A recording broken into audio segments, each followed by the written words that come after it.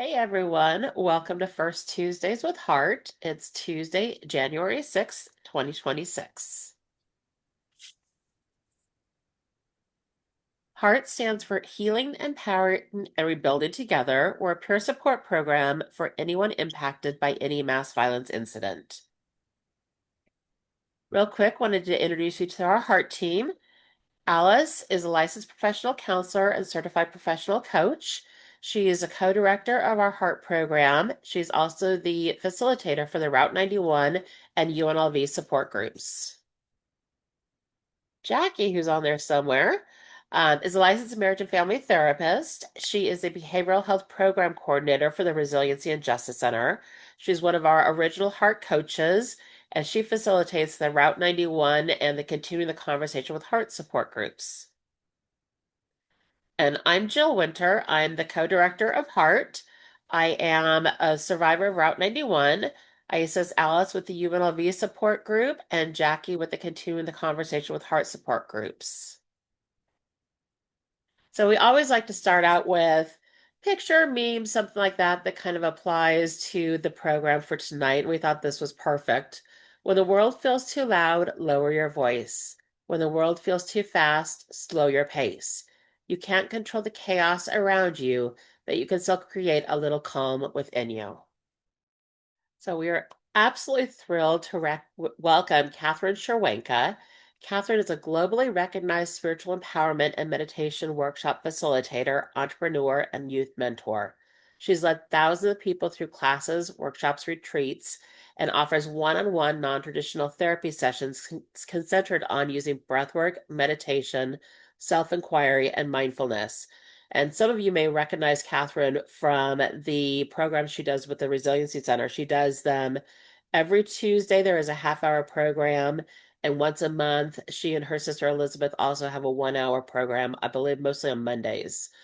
Her work helps people find balance, peace, and greater presence while giving them practical tools to manage stress and navigate challenges with intention and courage. Catherine is a published author of PTSD and a Drug-Free Me and Inner Peace, and believes the use of meditation and breathwork can be key to creating a more fulfilling and abundant life. So, with that, I'm going to turn it over to Catherine. Thank you, Jill, and welcome everybody. I am very honored to be here with all of you. I could say I wish it was under other circumstances, but the reality is I feel like the whole world could be in this Zoom at this point, right? I feel like so many of us are being touched by traumatic incidents. So I first want to just congratulate you for taking the time to show up tonight. I feel like we live in a very busy, chaotic world, and it's easy to kind of push away the things that I believe are actually the most important. So I just want to congratulate you all. So remembering what's yours.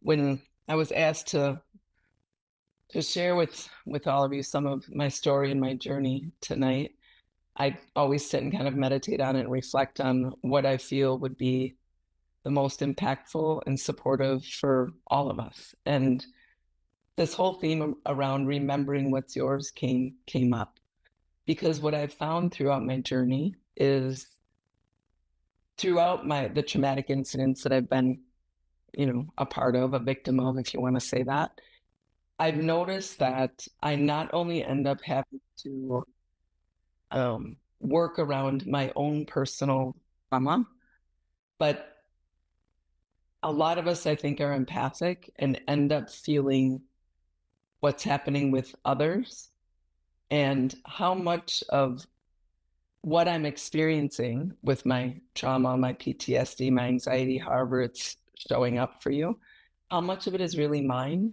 versus how much of it is maybe the collective, right? And when I say collective, that can be your family, your community, the city you live in, the country you live in, or the whole world. So remembering what's yours is kind of the theme for tonight on let me find, and me, I'm talking about you, but let me get really clear about what actually is mine to navigate through. All right. And so that's where that kind of title came from. So the traumatic incident that I was I would say was my awakening. That's what I'll call it. It's a day remembered, lost, honored, nation changed, a day we'll never forget, was 9/11. And I was living in New York City at the time. I moved there in my early 20s and worked my way to the top of my industry and really loved living in that city. The 90s in New York was such a great time. I was engaged to be married. I had just opened up my own business. Everything felt like it was thriving. Everything felt very alive, exciting. And I'll never forget the day that I got the phone call. I had just gotten home from taking a run in Central Park, which I did all the time, and ran up my fifth floor walk up and turned on the Today Show, which was kind of my jam back then. It's what I did, turn on the news. And Katie Couric and Matt were there and telling us what's going on. And my phone rang, my flip phone. It was a flip phone. And I pick it up and it's my business partner and she's hysterically crying and she's not an emotional human. And so I'm like, what's going on? And the words that came out of her mouth were, oops, I didn't mean to do that, were, I just watched a plane fly down Fifth Avenue into the World Trade Center. And I took a deep breath and the first thing out of my mouth was, no, it didn't, because I was watching the Today Show. And that's how disconnected I was. I share that with you to tell you that's how disconnected I was. If I'm watching the news and what you're telling me isn't on the news, then it's not happening, right? Wow. Well, within a minute or so of me being on the phone with her, it flashed to the World Trade Center and everything changed. My fiance was a block away from the World Trade Center. He worked at New York Bank. He was on the 24th floor. I called him immediately and begged him to leave. And he said, no, it's okay. I'm like, what are you doing right now? What does it look like? I'm looking out the 24th window of this building and it looks like a ticker tape parade. There's paper everywhere.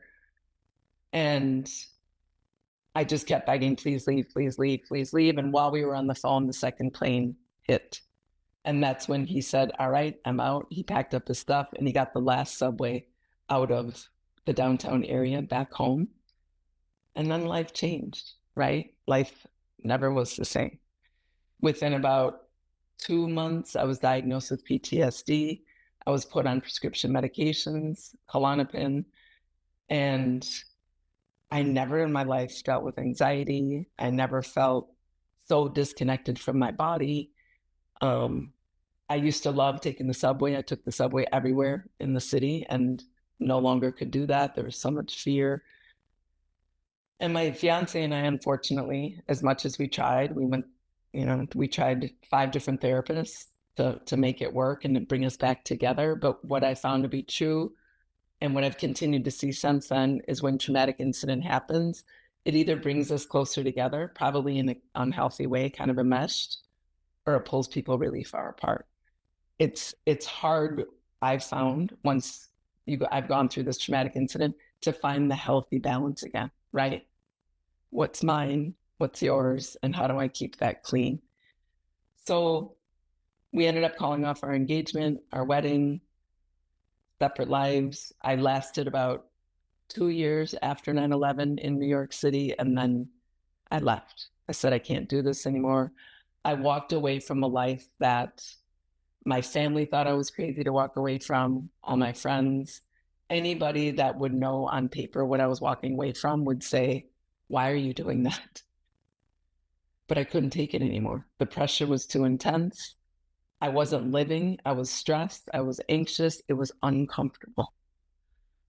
And I went back to school. I thought I was going to become an acupuncturist then to just kind of like redirect my energy towards something more holistic, more healing. And during that time, my identical twin sister, who also teaches with me for the Resiliency Center, she found this academy in India. And I was very type A, like very of the mind. And if I didn't see it, feel it, touch it, smell it, taste it, it wasn't real. My sister was way more woo-woo guru than I was. And I sat back and was like, all right, I'm going to watch you go to this school. It's going to be some cult. I'm going to have to fix you because that's what I do is fix everybody. And, we'll deal with it when you get back. Well, she went to the school. It was a 21-day silent retreat. And she came back from that And she felt so different to me. It was so tangible and visceral and real. I instantly said, "What did you do? Like, what did they do there?" And she kind of looked at me and shrugged her shoulders, because I think those of us that are in the healing world, we meditate, it's hard to describe what happens, right? And so I said to myself, I'm just going to kind of sit back and continue to observe my sister to see if this is real or is it something that's going to wear off real quick. And what I noticed over the next couple of months is it was getting deeper and better, and her relationships were healing. And I found myself at the academy 5 months later in India. And I was a hot mess. I'll never forget being in the meditation hall, curled up in a ball, kind of just looking at the hundreds of people that were with me, judging, shaming, guilting, all the things that come along with trauma. My nervous system was a wreck. But by the end of this 21-day silent retreat, I really saw something different. Not only with my eyes, but with the inner eye, I saw things that were different, and I felt in my body, there's healing that can happen here. How do I do this? How do I continue moving forward on this healing journey? That for me, prescription medication not only took away the negative feelings that I was experiencing, but it numbed me of all the positive things. Different strokes for different folks. So whatever your jam is, I do not judge. Do whatever you need to do. I'm grateful for it, that it got me through the hump, but it wasn't a long-term solution for me because I love the juice and the magic of life too much. And I wanted to feel like I really wanted to feel again. But having gone through something like 9/11, being diagnosed with PTSD, it was really scary to start to tiptoe back into the feeling world. But I left that academy in India. I'll share a picture of this beautiful place. It's considered the eighth wonder of the world. It's called the Ekam Oneness Temple. And when I left there, I felt equipped enough with these newfound tools to start tiptoeing back into the feeling world and navigating my own personal transformation and growth by holding myself accountable. That sounds easy, right? But the reality is having gone through something traumatic, I was very used to pointing the finger and blaming.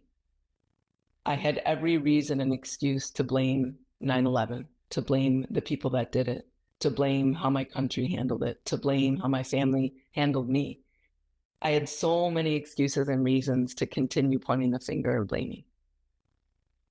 But what I learned at this academy in a short amount of time was if I keep doing that, I'm going to keep being a victim.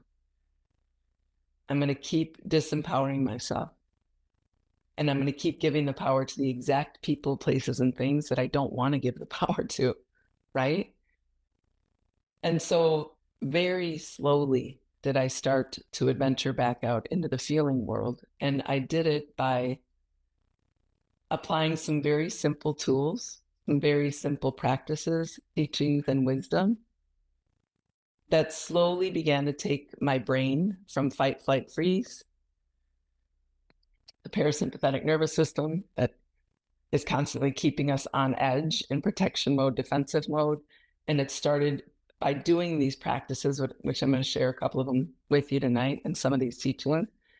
But by starting to apply these teachings, wisdom, and then knowing when to do the practices, I slowly began to shift my brain, literal brain, not mind. Mind is a verb to me, brain is a noun, because the brain is a thing in the head. And there's these neural pathways in the head that when trauma incident happens, those neural pathways, it's like a vinyl record. I don't know if any of y'all remember vinyls, but I think we all do. But if you kept a vinyl playing on repeat over and over and over, the same song, it would create a groove in the vinyl, similar to what thinking does in the brain, stress does in the brain, trauma does in the brain. And the more time I would spend in those stressful, anxious, fearful places, the deeper the neural pathways in my brain would get to automatically take me there. So I said, all right, I'm going to commit to applying these teachings, doing some of these simple practices, and just see what happens. And now I've been on this journey for 21, 22 years. I've lived in India at this school for 3 years. I thought I wanted to be a monk for a long time. I've dedicated my whole life to teaching what I've learned there, teaching what I've experienced through that academy. And, I'm a trained meditation specialist. And for me, this is my medicine. So my second book, Inner Peace, is about it's using meditation as a medication because for me it worked. So I'm going to share some teachings. Oops, writing's touchy. And I'm sure all of you know this, but I'm just going to go through it quickly. What does stress and trauma do to the nervous system? Like I just said, these bodies are really cool. They're brilliant. And one of the things I love about the body is it can't lie. The body won't lie. So when there's stress, when there's anxiety, when there's something that doesn't feel safe, your brain sounds the alarm, right? The amygdala kicks in, hormones secrete, our bodies tense, our breath shortens, right? Logic, compassion are long gone. And we go from feeling calm, peaceful, intelligent to feeling contracted, fearful, and resistant, right? When we're in that state, there's no more access to anything that would feel good. There's no more access to getting calm. There's no more right intelligence flowing through. The parasympathetic nervous system has kicked in and we are in fight, flight, freeze. So how can we prevent that from A, happening, or B, once it happens, what can we do to stop the spiraling down? And this is like the $1 million pause is what I call it, because once enough hormones, and some of these scientists that are on the call with us could back it up better than I can, because I'm not a scientist, but what I know and what I've experienced is once the amygdala is kicked in to a certain extent, it's almost impossible to pull back. So for me, when I was learning this, what I learned was there's these subtle whispers of the stress that's going to start coming in, that's going to start creeping in, that's going to take me and shake me and move me offline to the point of no return, right? But if I can hear the whisper, if I can learn, if I can get to know myself so intimately that I know when the whisper has come, I'm not afraid of the whisper, but I can face it head on, then I've got control of what could happen next versus it happening to me, right? I'm more in that empowering place. So some of our teachers in India have broken down how we're able to live in a calm, grounded, connected state as much as possible, despite how much trauma we've gone through, despite the chaos that's happening in the world that only gets worse every day. How do we, as a species, how do we stay in a beautiful state? And what is a beautiful state? And I'm going to ask you to put in the chat. We're going to start actually with stressful state, but I would love for any of you to just type in, what do you think a stressful state is? If you could name it, it can be anything because there's a lot of stressful states. Just type in the chat, what do you think it is? What's a stressful state? Anxious, beautiful, trauma, yep, panic. Anything else? Fear, yep. Feeling unsafe, yes. Sleep difficulty, yes. Depression, out of body feeling, yes. Rough medical news, yes. Anywhere loud, right? Exactly. It's like our nervous system, paralysis, frustration. Beautiful. These are great. And the reason I ask you to type these in is because a lot of them we hear all the time, but some of them we don't hear that often. Like jealousy. Thank you. Frustration, anger, you just put down too. That's great. What about shame, guilt, right? Insecurity, doubt, uncertainty.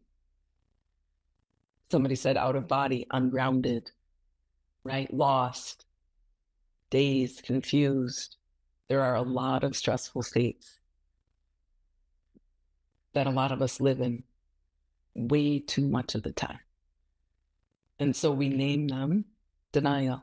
Beautiful. We name them so that when they arise, when the whisper comes, am I able to stop and say, what is actually going on inside of me? In order to do that, you have to be very courageous and you have to be so passionate about your growth that nothing's going to stop you. My latest motto is I'm not wasting another breath in a stressful state. I am that committed to knocking it out when it comes. So what are beautiful states? I would love to hear from you. What are some beautiful states? Nature, calm, quiet, beautiful, peace, grounded, happy, laughter, harmony.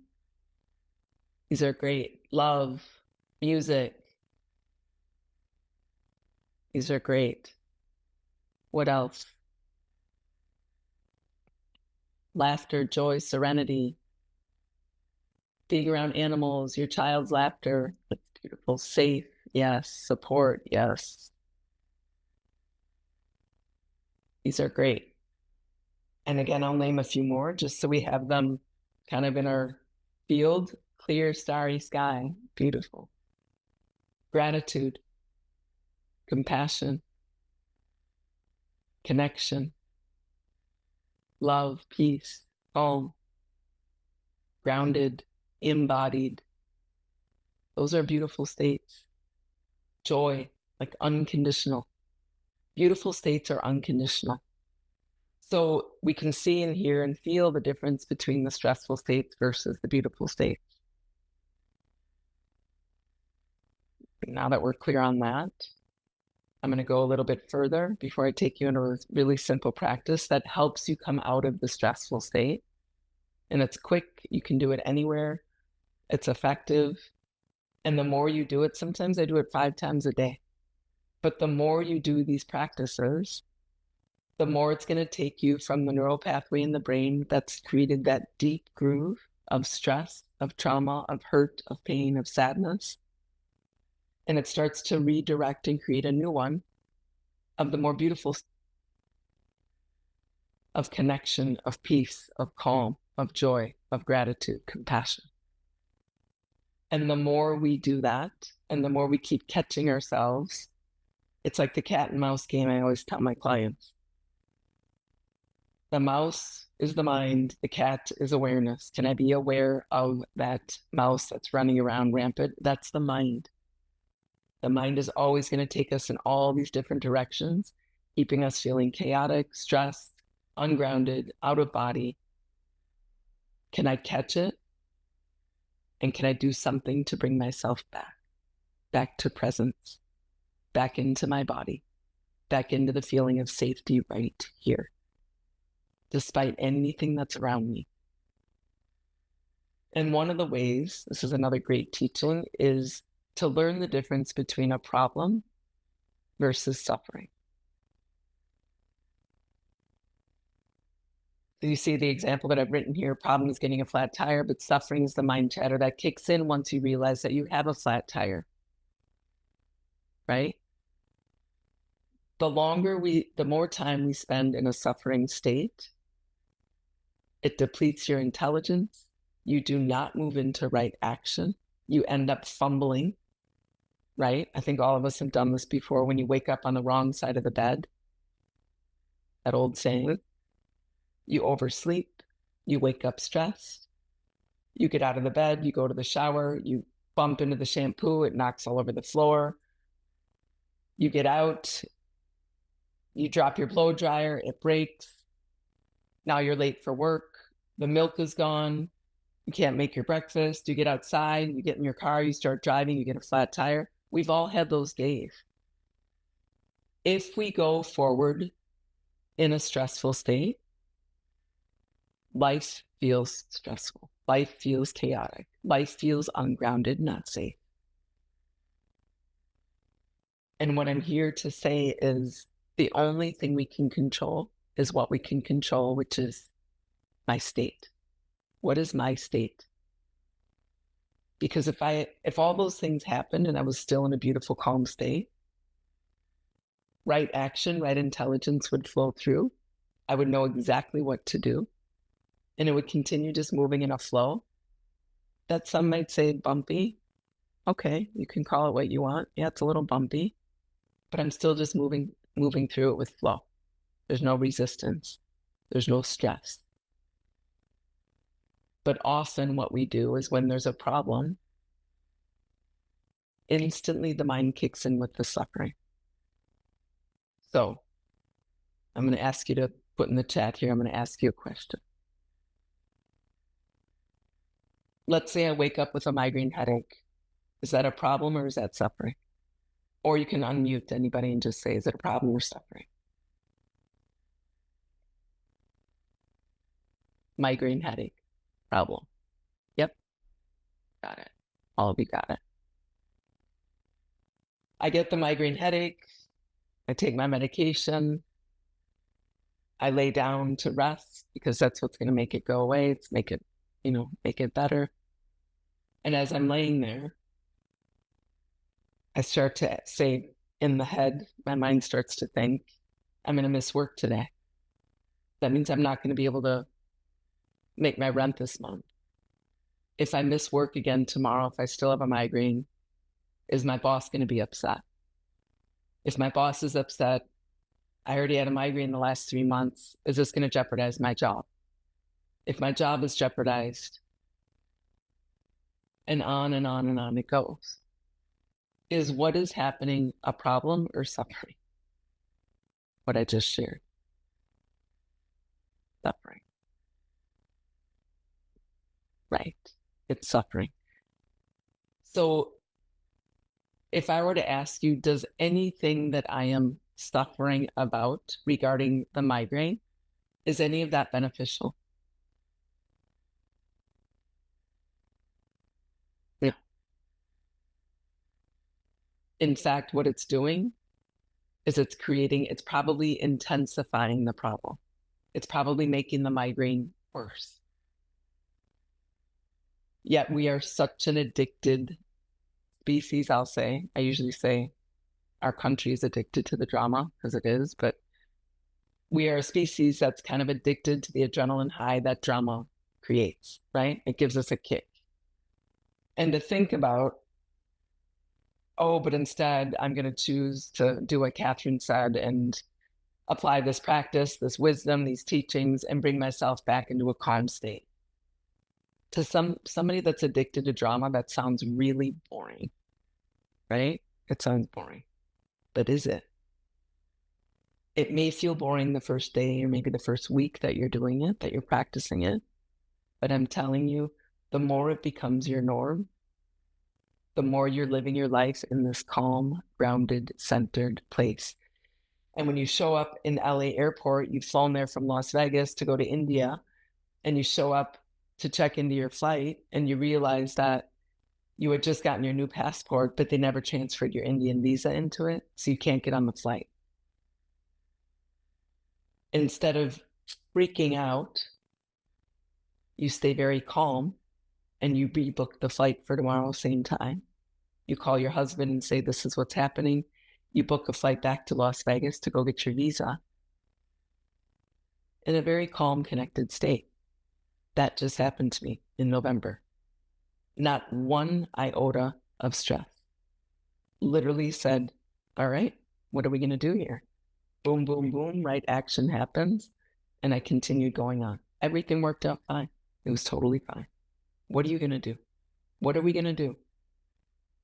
But we get caught up in the stress And when you've gone through a traumatic incident, we're even quicker to slip into that stressful state because of what it does to our nervous system. It's harder and harder to regulate the nervous system.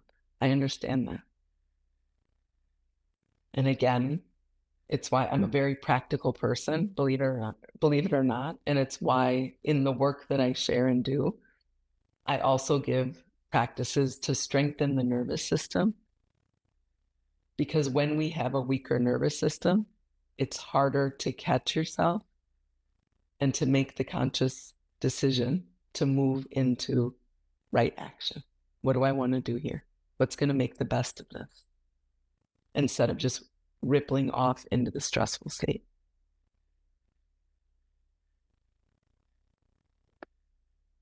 I'm going to keep moving here. When we're in the suffering state, like I said, the brain activates the stress hormones that pushes us into the sympathetic fight, flight, freeze. We feel totally deregulated. And how do we regulate? We apply wisdom. We become aware. Maybe we do a little practice that brings us back into intelligence, which will equal right action.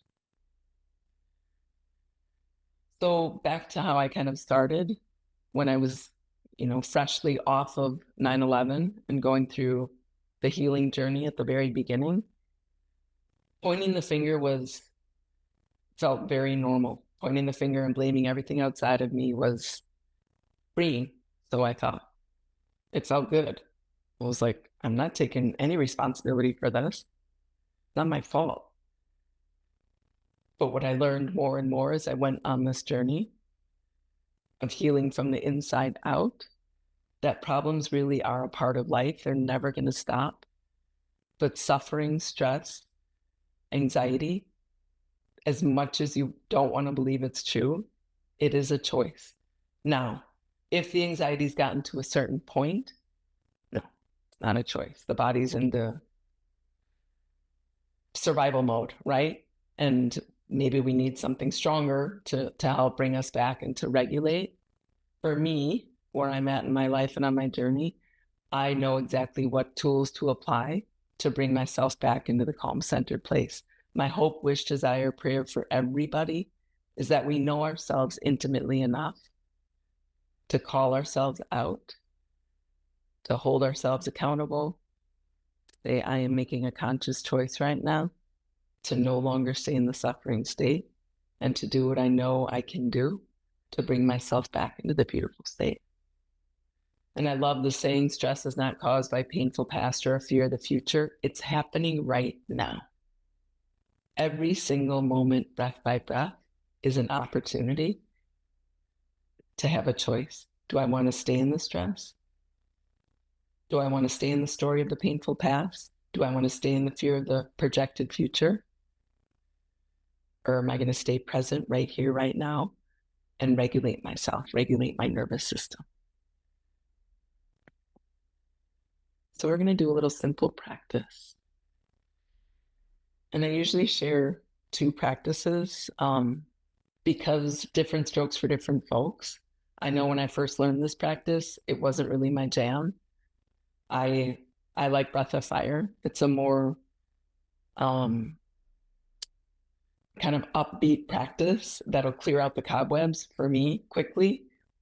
And then this is kind of its counter. It's called serene mind practice, which helps to cultivate the awareness of what's going on inside of you.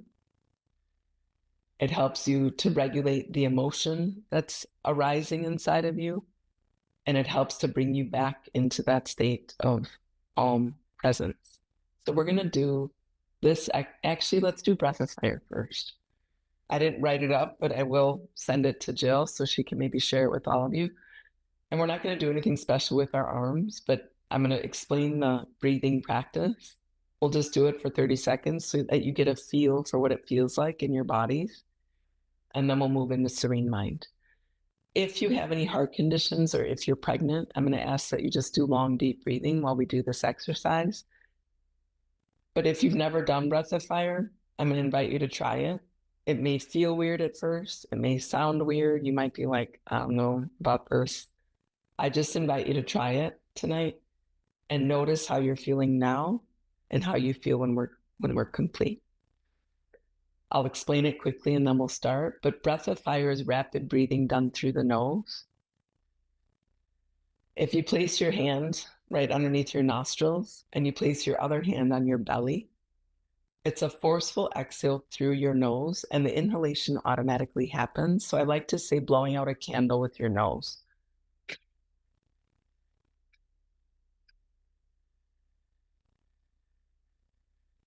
The reason I have the hand under the nose is I want you to feel the breath blowing onto the hand. It's a very forceful exhale. And as you're exhaling, your other hand on your belly is pushing back toward your spine. It's pushing the breath out. The inhalation just automatically happens. You don't have to even think about the inhale. Just think of blowing out a candle with your nose. What would that feel like, look like, sound like? So we're going to put our hands in Gyan Mudra, tips of the index fingers, tips of the thumbs, palms facing skyward on your thighs. And I'm going to just ask you to tuck your elbows in right into your sides. You're going to sit tall on your spine and bring your chin slightly back and down. If you're comfortable to close the eyes, you may do so. Otherwise, just hold a soft gaze about 3 feet in front of you. And then just feel your body breathing.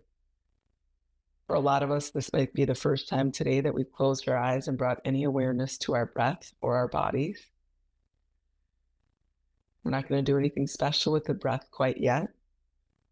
Just follow the flow of it, how your body naturally breathes here.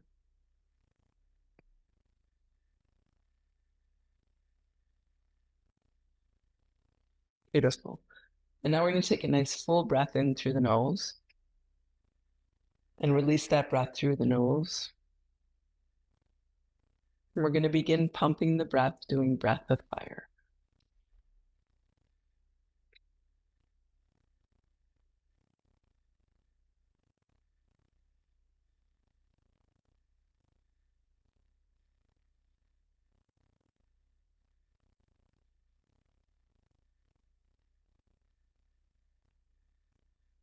If you feel lightheaded, if you feel lightheaded, just do long, deep breath. But if you feel all right, keep going.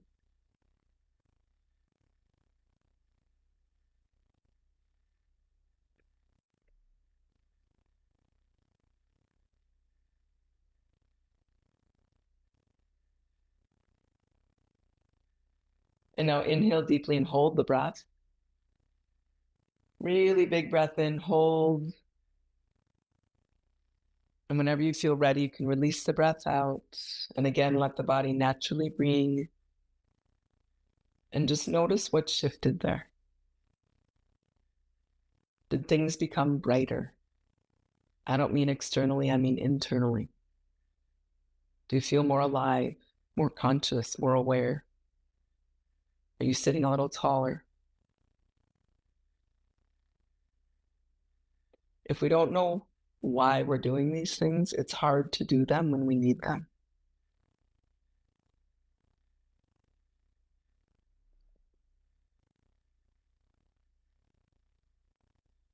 Beautiful. We're going to move now into the serene mind practice, which should take only about 3 minutes tops. I've been in many bathroom stalls doing breath of fire and or serene mind practice. A lot of people, clients say, I can't do this at work, in public. I go to the bathroom. I've done it many, many times. So serene mind practice, we'll keep the hands in Gyan Mudra. And you're going to take 3 conscious breaths, making the exhalation longer than the inhalation. All the breathing done in and out through the nose.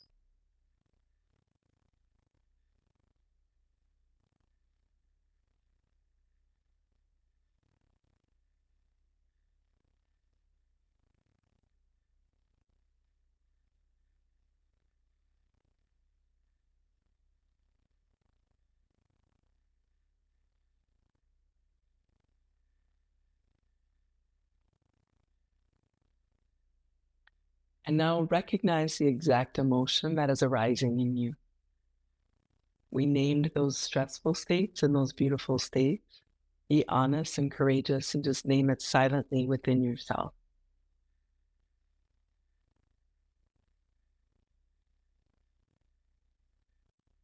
And then observe the direction of your thinking, noticing, are you obsessing about the past or are you worried and projecting into the future?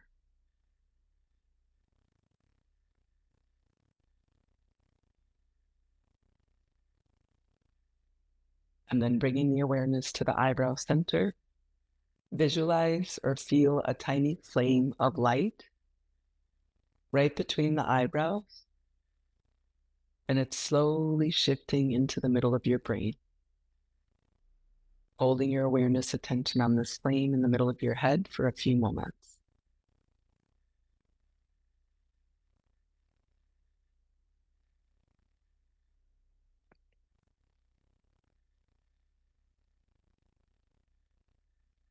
Gently coming back into the space. And I would love to just hear one word how you're feeling after doing those two practices. You can put it in the chat.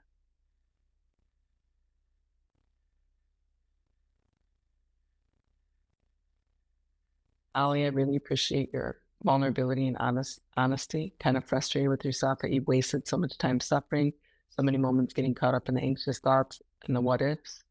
It's been so informative. Really looking forward to changing my mindset moving forward and using these techniques. Bravo. I am dancing and celebrating with you, sister, because I've been there. I've been there many times, actually. But you're calling yourself out on it right now, and you're making a conscious choice of saying, no, I am not going to waste my time anymore. So, congratulations. Jackie, you feel calm. Jill, calm. Kimber, calm. Great. Relaxed, relaxed, relieved. Way more than one word, all goods. Really beautiful. Started out sad, moved to calm by the end. Thank you, Irene. Yes. Yay. Tense to calm now. Very nice. So we just regulated our nervous systems, right? This is something that I would have you normally journal, but I'm not going to do that. We're not going to have time, but just something to reflect on. In what ways do you ground yourself when the world feels noisy? Again, a lot of times I want to project and blame the world that it's so chaotic and noisy, that it makes me noisy. But the reality is, I'm noisy. I don't care about the rest of this. This is going to keep going as it is. It's going to keep going. What do I need to do to ground myself when I feel noisy? Am I staying mindful? Do I surround myself with people that make me feel content, that ground me? All right.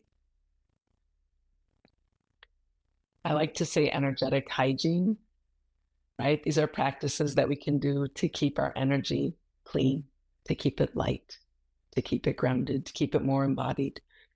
Again, I'm sure a lot of you've heard these before or learned about them, but they're very practical and they work. The nervous system loves it when you shake. When you think of two dogs getting in a dog fight, they fight, they tear at each other, and then they walk away. And what's the first thing they do? They shake. They shake their body because they're re-regulating the nervous system, and then their tail goes up and they walk away. Okay, I'm going to try that. I do it a lot. Shake, shake, shake, shake everything, my head, my everything, my feet, shake it all, shake it all.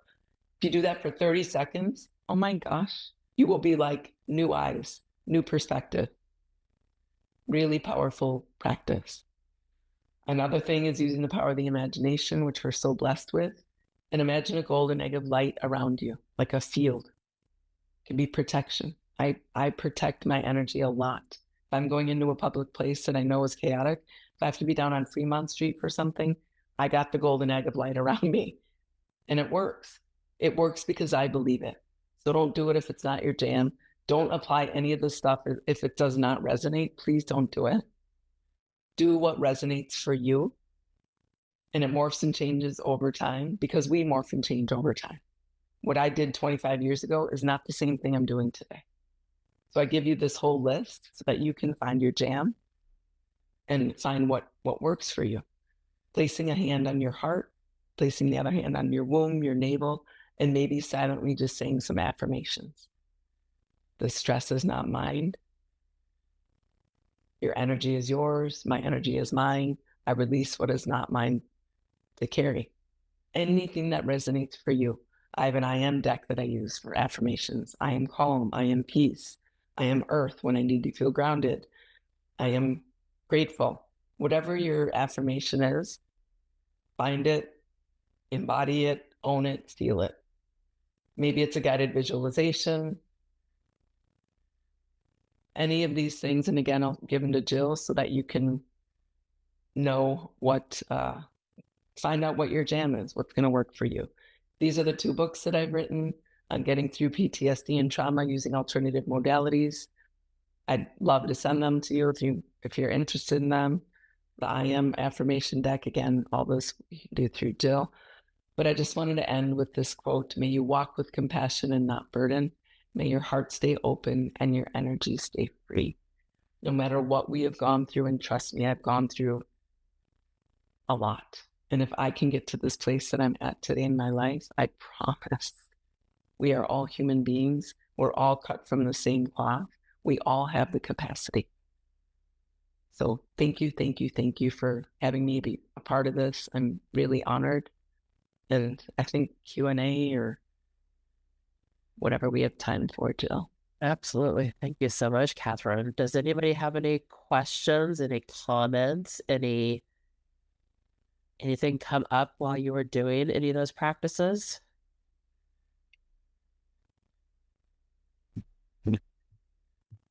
And this was exactly what my soul needed. I'm so glad I was able to experience this. And then she had to leave. Thank you so much. It's so different trying to learn to experience the beautiful places.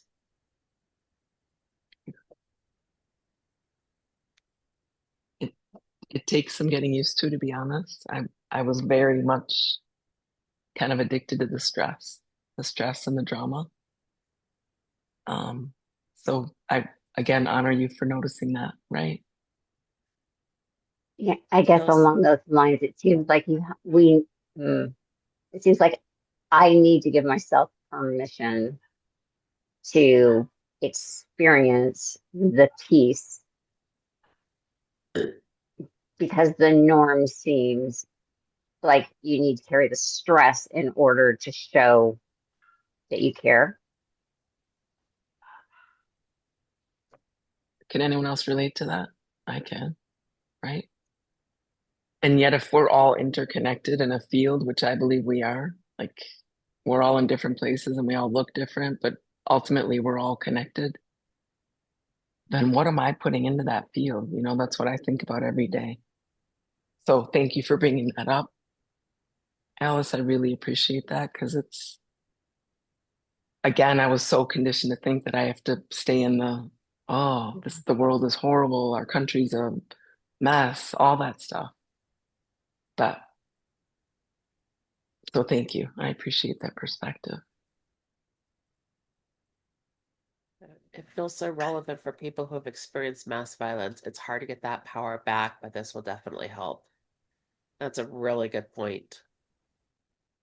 Jackie put in the chat just a reminder that Catherine and her sister Elizabeth do the meditation and mindfulness every Tuesday at noon Pacific. It is one of the free programs through the Resiliency Center. And then they have a 1 hour program once a month on Mondays, and that's on the Resiliency Center calendar because I think that date changes sometimes. So we definitely would encourage you guys to look into that and join. And then we have another post. It's strange. I don't feel like I'm even thinking about anything negative, but the subject is hard to hear for some reason. And for some reason, my body brings tears. I feel calm now, but it's like my body is reacting when my mind doesn't even notice what I'm feeling because it's not in my thoughts, if that makes sense. Absolutely. Absolutely makes sense. And I think that feels like grief, you know? It's grief for me doesn't have a story usually. It's just tears coming through. So I really honor that you let that be. And thank you for sharing it.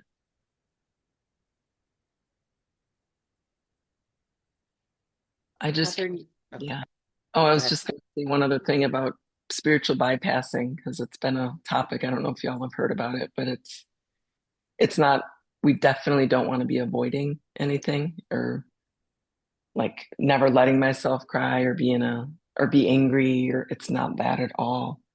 It's allowing whatever is there to be there, but not getting stuck in it, right? The problem is there. I might react with tears, right? I might see an accident and start crying, but then the mind kicks in with all the storytelling.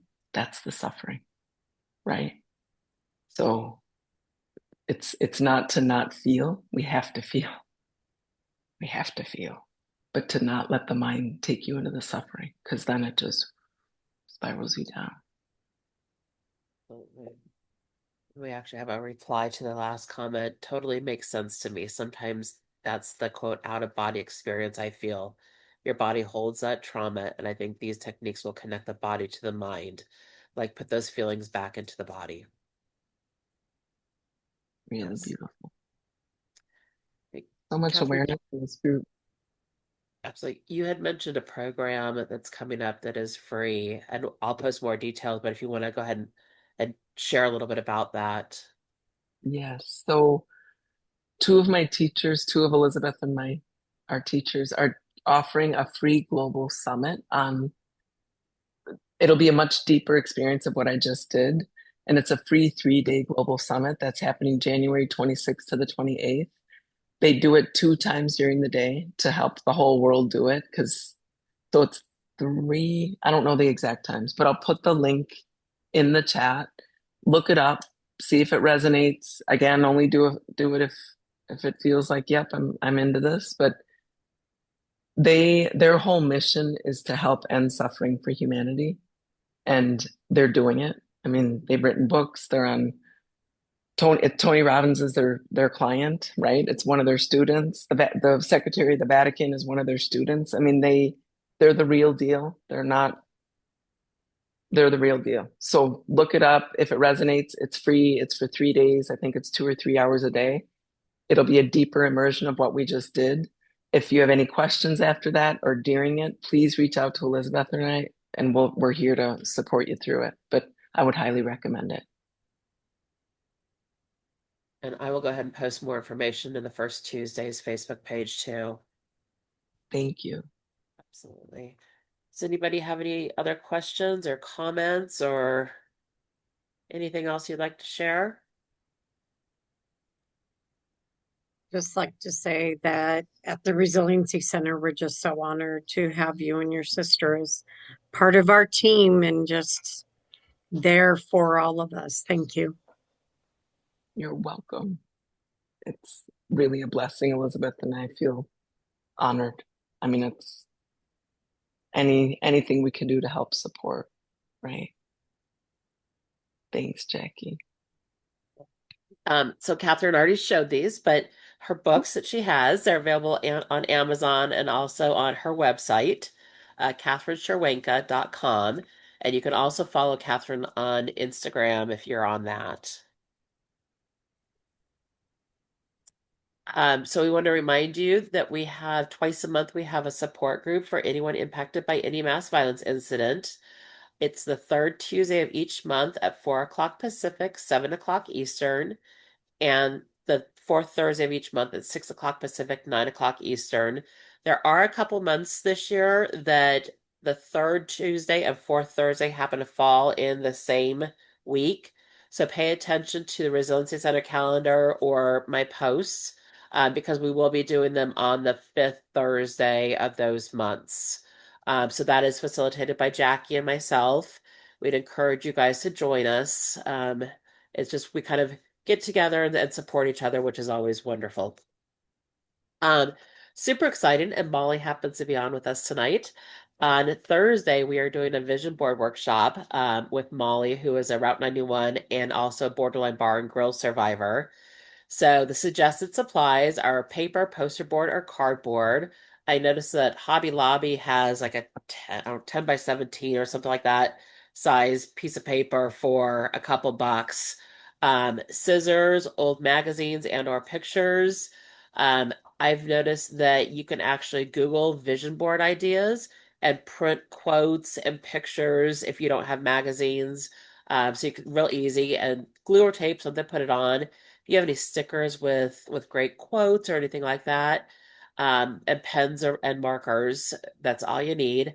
That is on the Resiliency and Justice Center's calendar if you want to register and join us on Thursday. Next month we have Dr. Alma Del Smith, who joined us last year she's from the National Mass Violence Center. She's going to be talking about how to strengthen social and peer support. And we know that when we've gone through something like a mass violence incident, it's so important to have that support from people who have also gone through a similar incident. So, if additional support, if you'd like to request to be paired with a Heart mentor, you can go to the Resiliency and Justice Center's website /heart and click on Request Heart Peer Support. The Disaster Distress Helpline was created for anyone impacted by natural or man-made disasters. Man-made includes mass violence. They are there 24/7, and you can call or text them. And they also have a site called Safe Space that's a great one to kind of get on if you just kind of need to be grounded or things like that. National Mass Violence Center has a humongous amount of resources. They also have their Transcend NMVC app. If you go to look for that in the App Store, please make sure you put in Transcend NMVC because there are other Transcend apps. Um, as always, the 988 Suicide Crisis Lifeline. If you're not part of our First Tuesdays with Heart Facebook page, we'd encourage you to join. We have a lot of great inspirational posts that people make, and that's out where we also put other information about programs going on. And then we have a Cooking for Post-Traumatic Growth Facebook page where we share recipes, ideas. It's close to gardening season again, so we might be sharing some gardening tips because that's grounding as well. So we'd encourage you guys to join that. Just a reminder, all the integrative services programs offered through the Resiliency Center are available for anyone impacted by any mass violence incident. It includes heart, it includes a meditation of mindfulness with Catherine and Elizabeth. And there's also trauma recovery yoga, a meditative art therapy. Catherine mentioned rewiring the neural pathways, and the meditative art therapy helps to do that as well. The only thing on here that is not virtual is the equine therapy demonstrations. So if you happen to be in Vegas or visiting Vegas and they're doing one, we'd encourage you to stop by. All of this can be found on the calendar on the Resiliency and Justice Center's website. Oops, apparently I didn't put the calendar on this month. But like Jackie mentioned, the meditation and mindfulness is every Tuesday at noon Pacific, and then one Monday a month at, I believe, 4 o'clock Pacific. So we want to thank everybody for joining us. Have a wonderful evening and hope to see you Thursday for our vision board. Have a wonderful night. Thank you so much. Thank you so much, Catherine. That was Thank you, wonderful. Thank you. Catherine.